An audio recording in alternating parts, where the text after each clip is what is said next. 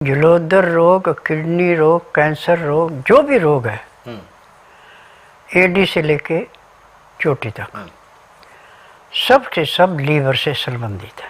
अच्छा। जब लीवर पचाएगा नहीं तो पैंक्री इंसुलिन नहीं बनाएगी। पैंक्री इंसुलिन नहीं बनाएगी तो पित्त में तेजाब बढ़ेगा। अब खाया पिया जाके पेट के अंदर जैसे पानी में पत्थर बैठता है ऐसे बैठ जाएगा और उसके बाद वहाँ सड़ेगा। सड़ करके जब वो गुर्दे के ऊपर जाएगा, गुर्दे पे भी जैसे खड़े पानी पे काई जमती ऐसे काई जम जाएगी। अब जो वहाँ से टट्टी पेशाब खून लग लग करना गुर्दे ने वो नहीं होगा। अब ना तो रोगी को टट्टी आएगी ना पेशाब आएगा, खून बढ़ना तो बंद ही हो गया। अब मेडिकल साइंस तो सिरिंजों से इसको निकालती है पानी को, परंतु मेरा एकमात्र आश्रम ऐसा है कि इसमें कोई भी काम आर्टिफिशियल नहीं किया जाता, रेगुलर किया जाता और रोग को जड़ से काटा जाता है। आज तक पूरे संसार के अंदर मेडिकल में तो किसी रोग की दवाई है ही नहीं, वो तो बिजनेस है। जहाँ पे आपको तकलीफ और संग को सुन किया जाता है उसको ठीक नहीं किया जाता, चाहे ऑपरेशन करें चाहे जो मर्जी करें। और जो हमारा आयुर्वेद, यूनानी, होम्योपैथिक, नेचुरल का है, इसमें जो फार्मेसी दवाइयाँ बनाती है उसमें नुस्खा ही पूरा नहीं है, वो दवाई नहीं है जिससे रोग कटना, और बाहर लिख दिया कि इस रोग को काटती है। अब डॉक्टरों को हम दोष नहीं दे सकते। अब डॉक्टरों को नाड़ी का ज्ञान किसी को है नहीं अब, क्योंकि नाड़ी का ज्ञान जो है 1954 में जवाहरलाल ने बंद करवा दिया था। उसने एलोपैथी को मान्यता दी थी, आयुर्वेद को मान्यता नहीं दी थी। अब जवाहरलाल मुसलमान था और जब इसने मुसलमान धर्म को ही मान्यता दी, हिंदू धर्म को किसी को नहीं दी। हिंदुओं का तो उसने उसी टाइम से लेके आज तक सर्वनाश ही किया। पटेल जी उस टाइम खजानची थे, जब बीमार पड़े तो 20 लाख रुपया अपनी बेटी के पास दिया कि किसी को नहीं देना, न इससे पैसा खर्च करना, आपने जवाहरलाल जी को देना कि चंदा है। जवाहरलाल ने ना तो उससे पूछा कुछ भी, न उसकी मुश्किलें पूछी, बल्कि बेचारी अपने रिश्तेदार के घर में रही। कांग्रेस में थी, वो उसने भी कांग्रेस छोड़ी और वो मंत्री नहीं बनाई, सिर्फ एमपी रही जब रखी, और उसकी किसी किस्म की मदद नहीं की। ये तो ऐसा कसाई परिवार है। इसको देख लो, इसकी बेटी को देख लो, बेटी के बेटे को देख लो, इसकी संतान को देख लो। इन्होंने हिंदुओं को दबाने की कोशिश की, क्रिश्चियन धर्म को मुसलमानों को बढ़ाने की कोशिश की। अब मेरे पास वो नुस्खे हैं जो कि ना आयुर्वेद जानता, ना यूनानी, ना होम्योपैथिक, और एलोपैथिक जानेंगे कहाँ से। अब ये रोग मेरे लिए ऐसे जैसे दूध में से मक्खी निकालना। जिस दिन मेरे पास रोगी आता है उसी दिन जलोदर रोग 20% कम हो जाता है, क्योंकि मैं तो जड़ी बूटियों से इलाज करता हूँ। मुझे 10,000 जड़ी बूटियों को पहचाना जिनसे मैं दवाइयाँ बनाता हूँ। मेरी अपनी फार्मेसी दवाइयाँ बनाने की, दवाइयाँ रजिस्टर्ड है, पेटेंट है, इनका साइड इफेक्ट कोई नहीं है। मैंने तो पूरे संसार से एक निवेदन किया है कि जिसका उपचार कहीं नहीं उसका उपचार मेरे पास है। अब जलोदर रोग के लिए आप घर में भी उपचार कर सकते हैं। जहाँ पे बेल का पेड़ है वहाँ से बेल के नर्म नर्म पत्ते तोड़ के ले आओ। पत्ते कम से कम आधा किलो होने चाहिए।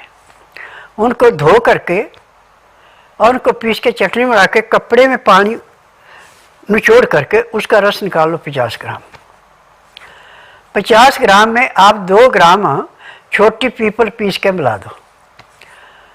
अब उसको कहो जिसको जलोदर रोग है कि इसको पीने में आपने आधा घंटा लगाना, छोटा सा घूंट लिया और थोड़ी देर रुक गए।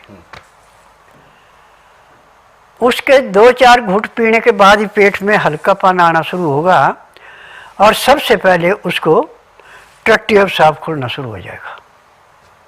बेल के पत्ते और छोटी पीपल जो आंतों के अंदर जाम लगा हुआ था उसको ऐसे तोड़ेंगे जैसे रोड का मजदूर पत्थर को सुराख करके बरूद डाल के उसको फाड़ देता है, रास्ता बना लेता है। ऐसे बेल के पत्ते और छोटी पीपल आंतों के अंदर जमे हुए जाम को खोलती है। और 2 ही खुराकें इसकी देनी पड़ती है एक दिन में, तीसरी खुराक नहीं देनी पड़ती।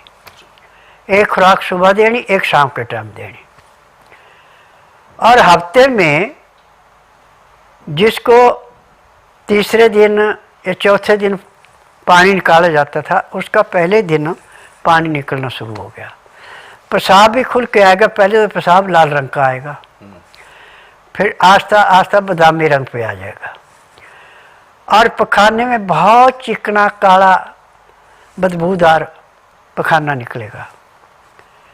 और हफ्ते के बाद उसको नॉर्मल लैट्रिन आना शुरू हो जाएगी, भूख अच्छी लगेगी, तो उसमें उसको उस टाइम नाज नहीं देना।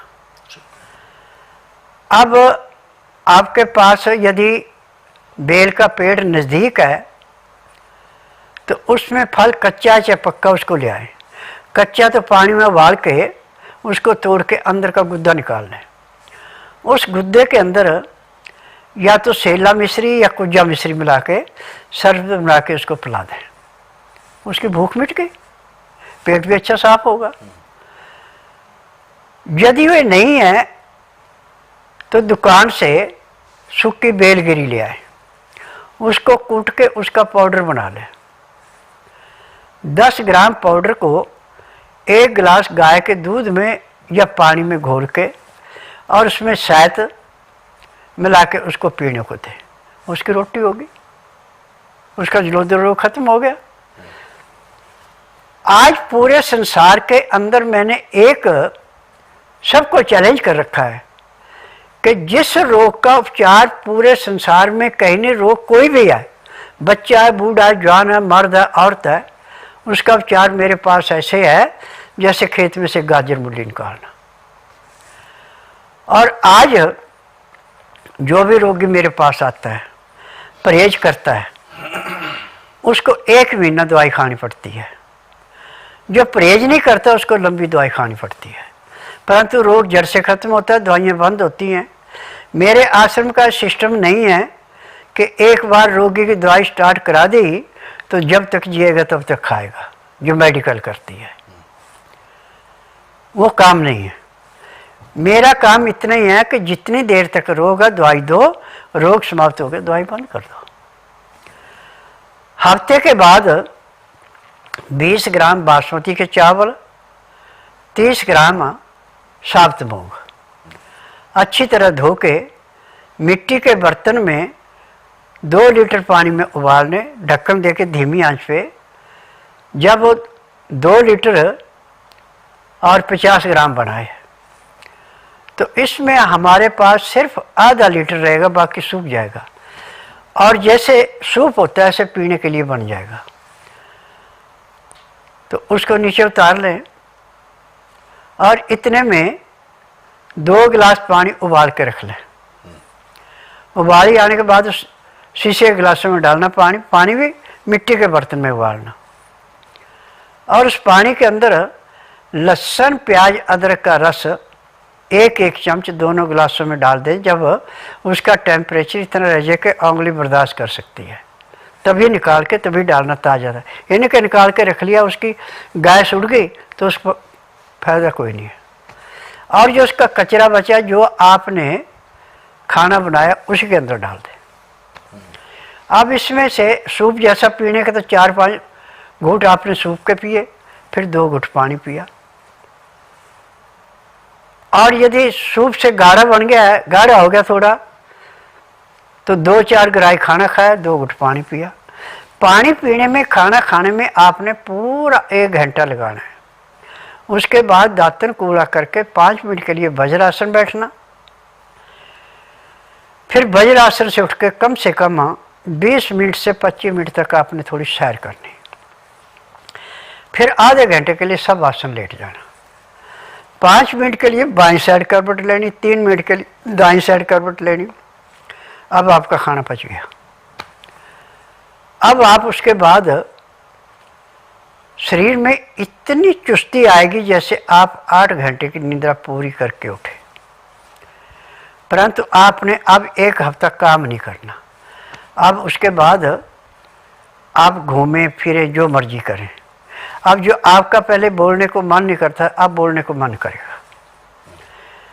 ये दिन का खाना आप 12 बजे से पहले पहले, रात्रि का खाना सूर्य अस्त होने से घंटा 1.5 घंटा पहले। खाने का तरीका वही है जो सुबह का था। अब इसमें खाना खाने के बाद 5 मिनट से वज्रासन से उठ के अब जो आपने 20 से 25 मिनट सैर की थी, अब आधा घंटा से पौना घंटा भी सैर करते, घंटा भी कर सकते हैं। उसके बाद आपने सोना नहीं है। धार्मिक सीरियल देखें, धार्मिक किताबें पढ़ें, परिवार से बात करें, आड़ पड़ोस से बात करें, रिश्तेदारी में बात करें, वो आपकी इच्छा है। रात ठीक 9 से 10 के अंदर सो जाना। सुबह 4 बजे पेट में ऐसे अलार्म लगे जैसे घड़ी में लगता है, और एकदम उठ जाना। यदि आलस किए तो कपड़े भी खराब। और इसमें बिल्कुल पतली लैट्रिन आती है, जैसे भैंस गोबर करती है ऐसे ढीली लैट्रिन आती है। और उसके बाद दातन कूड़ा करके आधा घंटा कपालभाति, 15 मिनट भस्त्रिका, 8-10 बार अग्निसार, 15-20 बार जयी, 25-30 बार ब्रह्मणी, 5 मिनट कुंभक, 1 घंटा लोन वलोन करना अति आवश्यक है। अब आपका रोग ऐसे समाप्त होगा जैसे कूड़े करकट के ढेर को माचिस की तिल्ली जला के समाप्त कर रही है। और 15 दिन में आपका पेट बिल्कुल नॉर्मल, कोई दोष नहीं रहा, कुछ नहीं रहा। जहाँ भी टेस्ट कराए वो कहते ये तो आपके कागज झूठे, आपको तो ये बीमारी थी नहीं। इतना इसका प्रभाव है। बिल्कुल।